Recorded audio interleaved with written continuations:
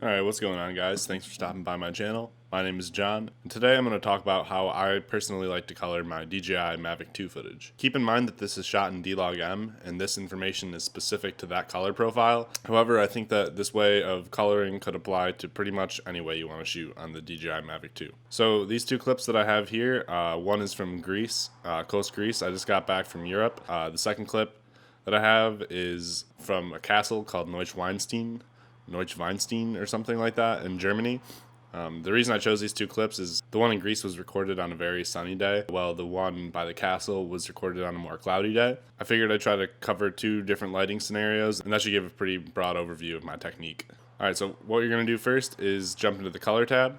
We'll start with a clip from Greece. First thing you're going to want to do is check your exposure. This, for me, was exposed relatively well, so I'm not going to mess with anything, but if you were drastically over or underexposed, you're going to want to fix that here. But pretty much that's the only thing that I touch in this tab. Really what I mainly work in for my color process is the curves panel. You definitely want to make sure that you pull up your Lumetri scopes. For me, I personally like to grade with the vector scope YUV and the waveform RGB open. This is personally my favorite way to look at color. So the first thing that I'll do when I'm messing with footage is adjust the Luma curve. Normally what I aim for is getting the shadows hovering around the 10 line.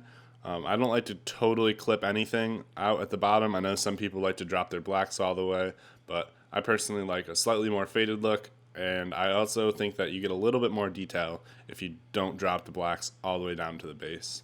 So we'll put them right around there. Next, I adjust the highlights, and again, I don't like to ever clip the highlights or bring them all the way up to the top. You do get a little bit more contrast if you decide to go that route. However, I think that you get like a slightly more faded look, and I think that you retain a little bit more detail if you don't max out the highlights at the 100% mark. Sometimes if it's really sunny out and you have the sun in your shot, this is inevitable, but for the most part, I would tend to try to avoid that. Maybe drop the blacks a little bit more. Sometimes it pulls up the blacks a little bit when you adjust your highlights. Next, what I'll do is head over to the hue versus saturation curve.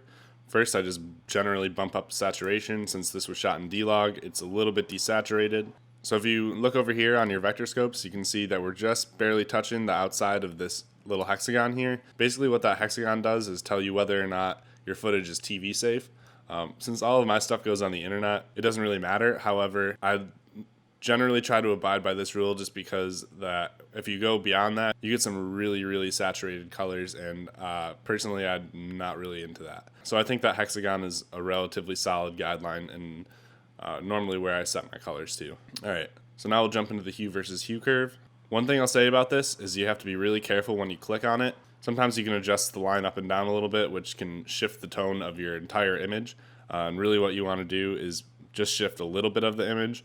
So just be really careful when you click on this. You'll notice I had to undo my little click there because the line slid down. So when you click on it, just make sure it doesn't slide too much. So first we'll adjust the blues. We're over the Aegean Sea right now, and when I was there, I had this incredible teal color that I feel like isn't totally being conveyed in this image.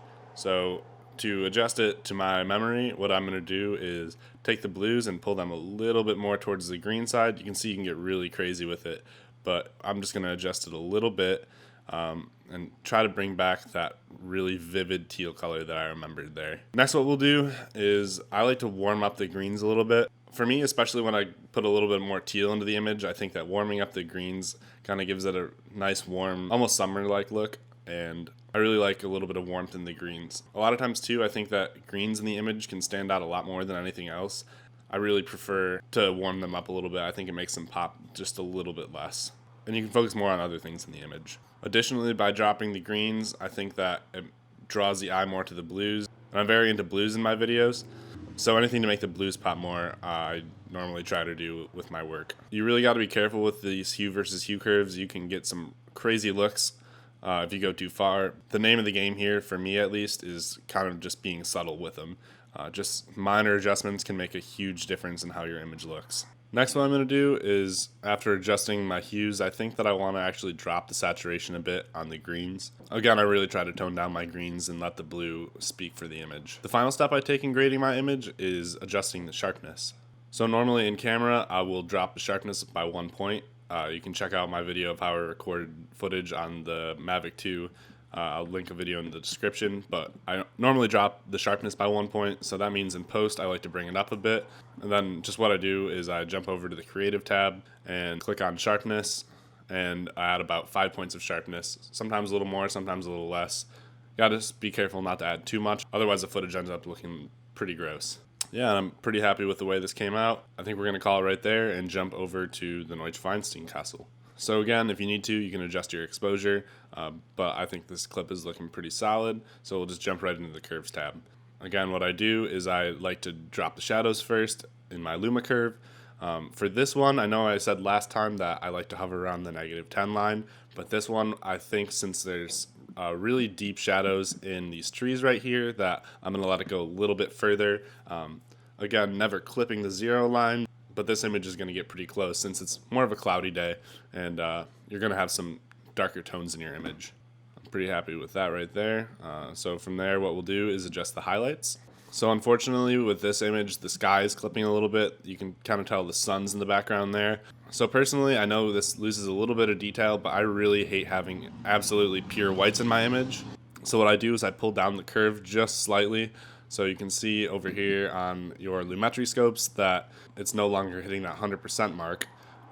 Again, like I said, you do end up losing a little bit of detail when you make this move, but I really don't like pure whites in my image. Just make sure you don't go too far with it, otherwise you'll get some big flat spots in your image. Okay, so now we'll jump over to the hue versus saturation. Again, just move this up until a color clips that outer hexagon. And similar to the last image, I'm going to take the greens and warm them up a little bit, but slightly different from the last one. I really like the way that instead of heading towards teal with the blues, that dropping it slightly more towards purple kind of adds cooler look to the clouds in contrast with the warmer foreground of the trees. So instead of pushing the blues towards teal, I'm actually going to push them slightly more towards purple. Now looking at this image a little bit longer, I think I'm going to pull down the highlights a little bit more. And yeah, that looks pretty good. And again, we're going to add 5 points to the sharpness, fix that image from the lessened in-camera sharpening. Pretty happy with how this clip came out. Upon further inspection, I think that I'm also going to drop the greens a little bit in saturation. I'm not a huge fan of super saturated greens, so I try to drop those down a little bit, and then we'll pull up the blues a little bit too, actually. The big thing with color grading is taking a second, looking at the image, evaluating what you like and don't like about it, and then adjusting from there. Color grading is really kind of to taste, and you're going to develop your own style the more that you do it. So this is personally my process, but you might find later down the road that you like to do some certain things differently. So what I would recommend if you really want to learn how to color grade is just watch a ton of videos on people's processes and see what other people do, take things that you like and don't like about their styles, and create your own. And really the only way that you're going to get better at it is just by doing it and seeing what you like and don't like. But yeah, this is my process, and I appreciate you guys watching. If you enjoyed this video, it would be awesome if you would leave a like and potentially subscribe to the channel. And yeah, thanks again for watching, guys. Later.